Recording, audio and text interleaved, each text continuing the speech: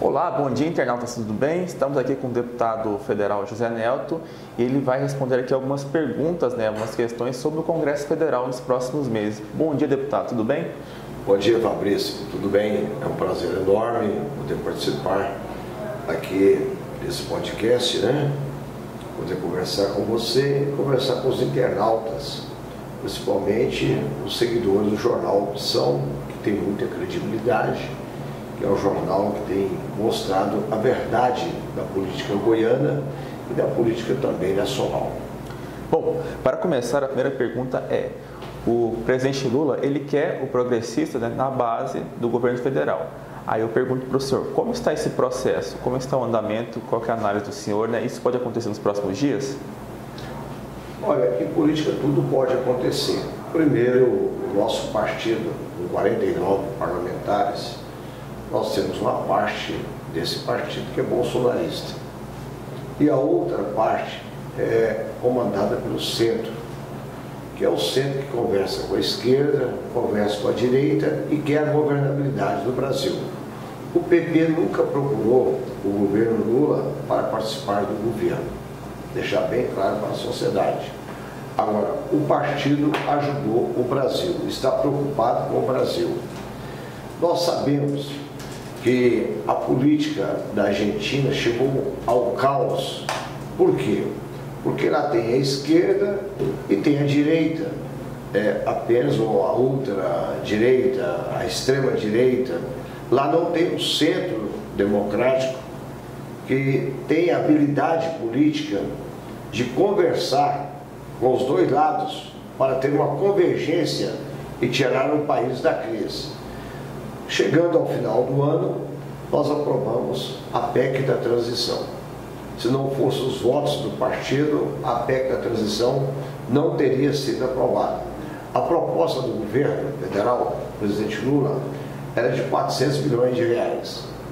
Depois baixou para 200 bilhões, aprovado pelo Senado da República, e quando chegou à Câmara, nós baixamos o valor do cheque de 200 bilhões para 100 bilhões.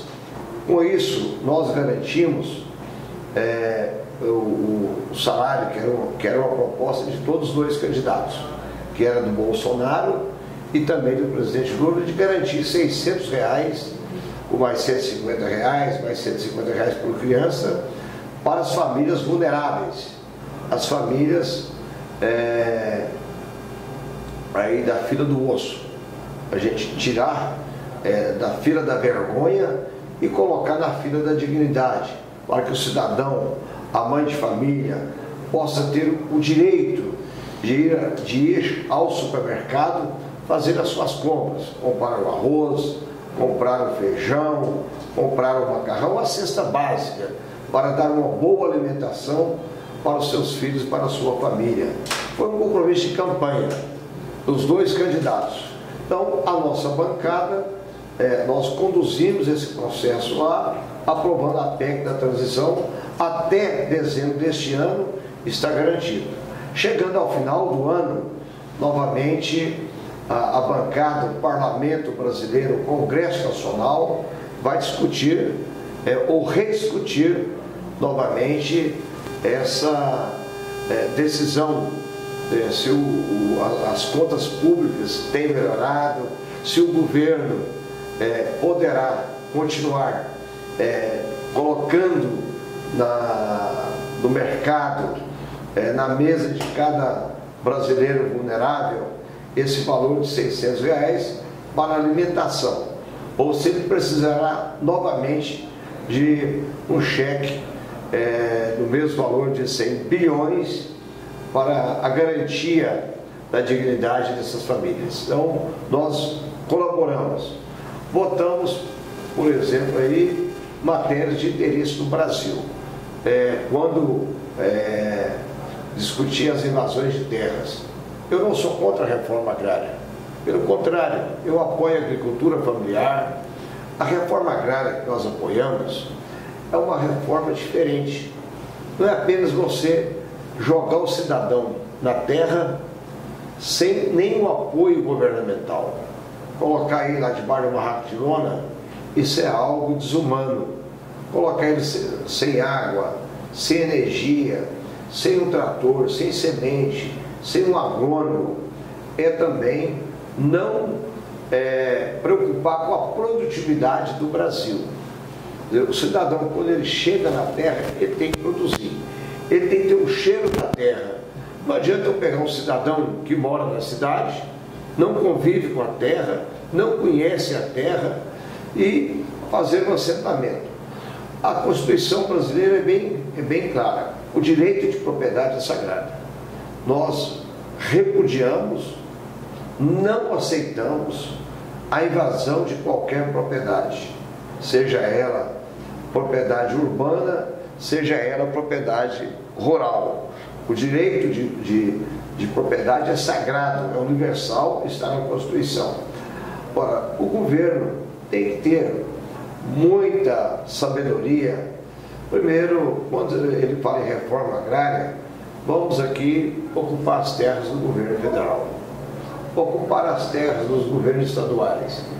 Terras sendo produtos de corrupção, produto de trabalho escravo, análogo, e também de tráfico de drogas, essas terras já têm que ser preparadas imediatamente para que seja feita a propriedade, para que seja feita a reforma agrária. E quando eu falo em reforma agrária, eu sou relator do projeto na CCJ que trata do segundo proprietário. O que é o segundo proprietário?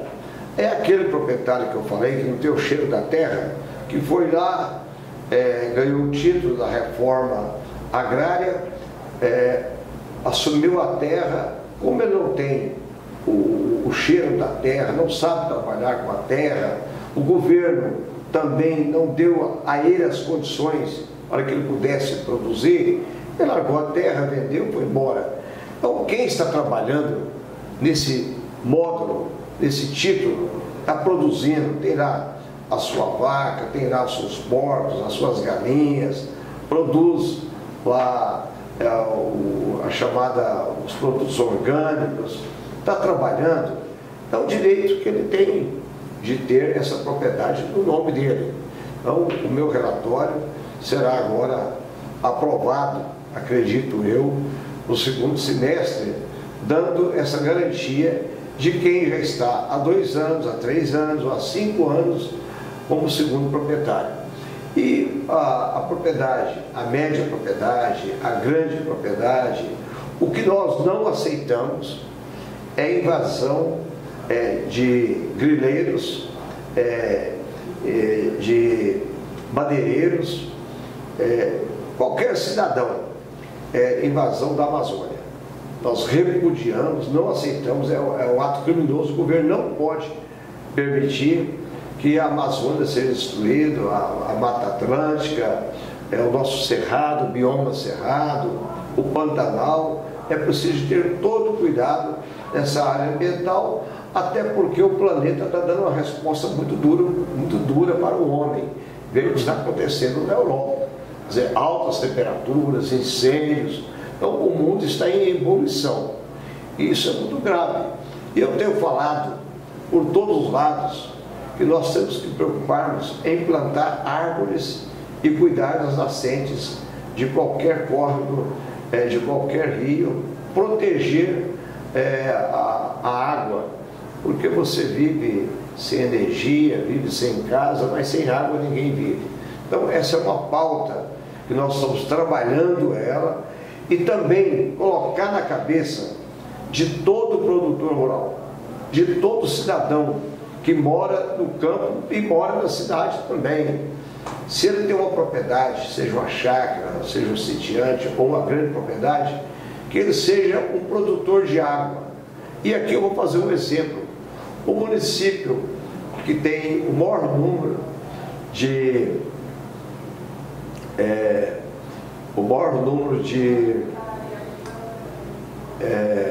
eu me esqueci aqui a palavra aqui, mas vou lembrar ela aqui agora. Afluentes? Afluentes? Não é de afluentes, não.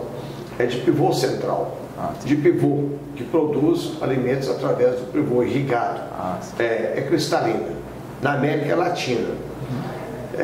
Nós vamos chegar a um certo momento que vai faltar água para tocar o pivô. Então, é necessário que o governo ele tenha uma política, e nós temos trabalhado no Congresso Nacional, para que esse cidadão que tem um pivô, ele seja obrigado a ser um produtor de água, e produzir a sua água, segurar a água de chuva, aumentar a produtividade da água, para que o pivô dele possa trabalhar. Porque não adianta ele ter o pivô e não ter água. Qual é a opinião do senhor a respeito dessa CPI do MST? Olha, Fabrício, a CPI do MST, ela precisou ser feita. Até porque começou uma onda muito grande no país, a onda vermelha, março vermelho, abril vermelho, maio vermelho. Ninguém tem o direito de invadir ou ocupar uma propriedade privada. Ninguém tem o direito. Então, o direito à propriedade privada, ela está garantida na Constituição. Daí, em resposta a essas invasões, e para mostrar para o governo que o Congresso Nacional Brasileiro apoia uma reforma tributária, a reforma agrária séria, mas não aceita ninguém invadir propriedade de ninguém. Daí a necessidade da CPI do MST, que não era a vontade do governo, ele não queria. Mas o Congresso, para segurar e dar segurança jurídica e também aos meios de produção desse país aqui, nós fizemos a CPI do MST e vamos discutir. O MST vai poder participar, os produtores rurais de todo o Brasil. O que nós mostramos para o governo e para esse próprio movimento, que quando o MST ele invade uma propriedade, ele bota fogo, coloca fogo nas lavouras, fogo no maquinário, rebenta e devasta plantações. É um ato de terrorismo. E tem certos lugares que os proprietários são amarrados a uma verdadeira barbaridade. Então nós não concordamos com a violência, não aceitamos a violência, seja de quem quer que seja essa violência. Então a reação do Congresso Nacional é para mostrar que o MST, se ele continuar com essas agressões sem necessidade, ele poderá ser considerado também como um movimento terrorista. Ora, o direito de lutar pela propriedade, pela reforma agrária, ele é justo, tem que acontecer, é normal você fazer a divisão das terras no Brasil, mas se o governo não tiver terra e você é proprietário de uma terra e queira vender essa terra para o governo do valor de mercado, você vende a terra para o governo e o governo vai fazer a reforma agrária, mas com todas as condições que eu falei. Não jogar o homem debaixo do barraco de lona. Aí é um ato criminoso. Bom, voltando agora para a questão de Congresso Nacional, recentemente a Câmara aprovou a reforma tributária, né? Queria perguntar qual que é o posicionamento do senhor a respeito dessa reforma e como foi a tramitação na Câmara, se o senhor participou, se o senhor esteve presente. Olha, a reforma tributária, vamos aqui deixar bem claro para a sociedade.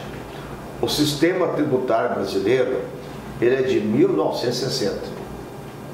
Olha bem, imagina você, Goiânia e Brasília, há 62 anos. Nós tínhamos 20 mil pessoas em Goiânia. Brasília também, 25 mil, 30 mil pessoas em Brasília. Hoje nós temos 2,5 milhões de pessoas na capital federal. Goiânia, 1,5 milhão de habitantes. A grande Goiânia, 2,5 milhões, quase 3 milhões. Então, e o sistema que é uma verdadeira geringonça. O empresariado tem muita dificuldade, os empresários, quando vêm do exterior investir no Brasil não consegue explicar para suas matrizes o sistema financeiro. 173 países têm o IVA e eu participei efetivamente da reforma tributária. Ela está sendo discutida há 30 anos, eu estou no parlamento brasileiro há 5 anos, mas nos 4 anos nós iniciamos um grande debate através de 2 PEC, a PEC 110 e a PEC 45. E a reforma tributária que nós estamos fazendo, que já foi votada na Câmara, ela é uma reforma de Estado. Ela não pertence ao PT, não pertence ao governo, ela não pertence a nenhum partido. Nós discutimos na Câmara, com toda a sociedade civil organizada, discutimos com os governadores, prova que tivemos o apoio de 27 governadores, discutimos com os prefeitos, discutimos com os empresários e aprovamos um texto. O texto é o ideal? Não. Ele vai sofrer mudanças? Vai sofrer mudanças, porque quando aprovamos na Câmara, foi conversado com o Senado da República. O Senado vai ter agora a tranquilidade de, a partir da manhã, que já convidou o relator, que é o senador do Amazonas, o senador Braga, ele já vai chamar para ajudá-lo nesse relatório o TCU. Então é importante o TCU participar desse relatório, porque é a parte técnica que a gente precisa ter nessa reforma. Nós criamos o IVA, que é o Imposto do Valor Agregado. O IVA já existe em 173 países. Países como os Estados Unidos, Canadá, Europa Ocidental, Oriental. Então, há uma necessidade da modernização e da simplificação dos impostos. Agora, a grande preocupação da sociedade, numa reforma tributária, a federação não quer perder a União. Os estados não querem perder a arrecadação, os municípios não querem perder a arrecadação. E aí você me pergunta, quem é que vai pagar a conta? Mais uma vez, os pagadores de impostos. Então tem essa grande preocupação da sociedade. É a preocupação com a alíquota, e surgiu fake news durante a votação da reforma tributária, dizendo que todo o dinheiro arrecadado iria para a União, que a União iria fazer distribuição. Isso mais uma mentira, uma fake news. O ISS, que é dos municípios, o ICMS dos estados, será criada uma comissão paritária técnica. O dinheiro não vai para a União. O dinheiro fica nessa comissão que irá redistribuir o dinheiro para os estados, paritariamente, e para os municípios. Então, vamos aqui saber o que é da União, estados e municípios ficam com os municípios. Bom, para encerrar aqui o nosso programa, a última pergunta fica em questão das eleições municipais do ano que vem. Em Anápolis, o Alexandre Baldi, que é do seu partido, ele parece que está propondo uma candidatura para a prefeitura da cidade. Então eu queria perguntar como que está a situação em Anápolis para progressistas e também aqui em Goiânia, nas eleições municipais. Olha, eu não estou acompanhando a eleição lá em Anápolis de perto, apenas pela imprensa. Eu vejo dizer o seguinte: olha, aqui Anápolis é de direita, Anápolis a direita é muito forte. Eu vou mandar um recado muito grande para os candidatos a prefeitos, tanto de Anápolis como da capital e também de todo o estado de Goiás. Não confunda as eleições municipais com eleições para a presidência da República. O povo não está preocupado se o candidato é de direita, de esquerda, de centro. O povo quer um bom gestor, um bom administrador. E não é direita e nem esquerda que vai ganhar a eleição. Então, esse é um pensamento arcaico, atrasado. O povo olha no cidadão esse vai ser um bom gestor, esse tem a melhor proposta.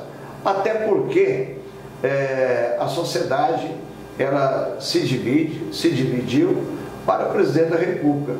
Agora, nenhum presidente da República, nenhum governador tem força política para comandar a vitória de uma ideologia em qualquer parte dos seus estados. Porque a população, quando ela quer eleger um cidadão, ela elege porque ela vê nele a segurança política, a segurança jurídica, a segurança de dialogar, de conversar e administrar bem a prefeitura do seu município. Bom, é isso. Muito obrigado, deputado. Agradeço também aos nossos internautas que acompanharam este vídeo.